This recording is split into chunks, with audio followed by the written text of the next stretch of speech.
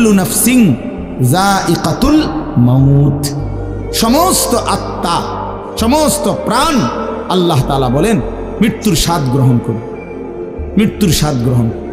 কুল ইন্নাল মাউতাল্লাযী তাফিরুনা মিনহু ফাইন্নাহু মুলাকীকুম, আল্লাহ তাআলা বলেন হে নবী আপনি বলে দেন ও দুনিয়াবাসী, মৃত্যু থেকে তোমরা যেখানেই পলায়ন করো না কেন, মৃত্যু তোমাদের সাথে সেখানে গিয়েই নিজেই মোলাকাত করবে, সাক্ষাৎ করবে। তুমি ডাকতে হবে না, মৃত্যু নিজেই আসবে, মৃত্যু নিজেই আসবে।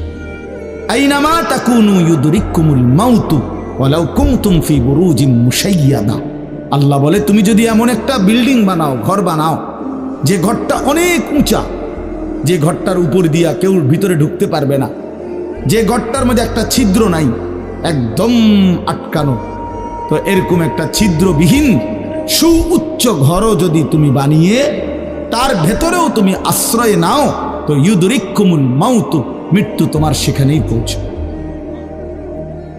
তোমার সেখানেই পৌঁছবে।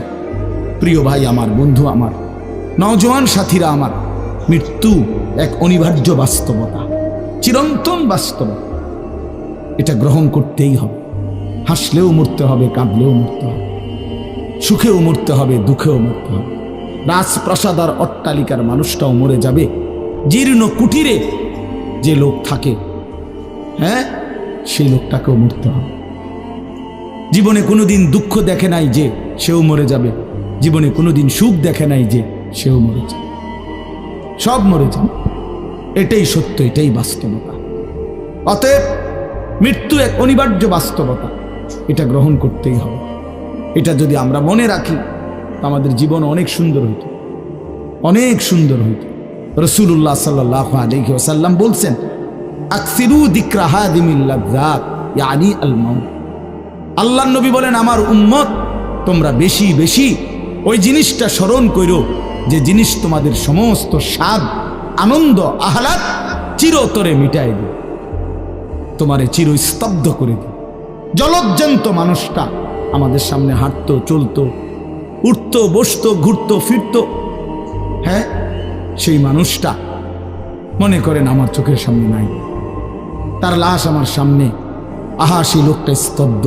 পৃথিবীর কত মানুষ কত আওয়াজ করতেছে, কত শোরগোল করতেছে, কিন্তু এই লোকটা হাতও নাড়ে না, পাও নাড়ে না, চোখও মেলে না, আর কিছুই করে না। এ কি আশ্চর্য বিষয়! চোখের সামনের এই মানুষটা নাই, কি হলো তার? কে তারে থামাই দিল? কে তারে স্তব্ধ করে? এ তো আমার মতো ঘুরতো, ফিরতো, হাঁটতো। আহ, আমার আব্বারে আমি কত দেখছি, একদিন আমার আব্বা চলে গেল। আমার দাদারে আমি কত দেখছি, আমার দাদা একদিন চলে গেল।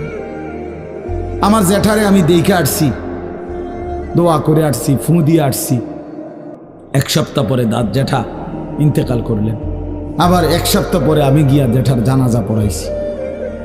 এই তো বাস্তবতা। যুবক ভাই তুমিও মনে রাখো, বয়স্ক বাবা আপনিও মনে রাখেন।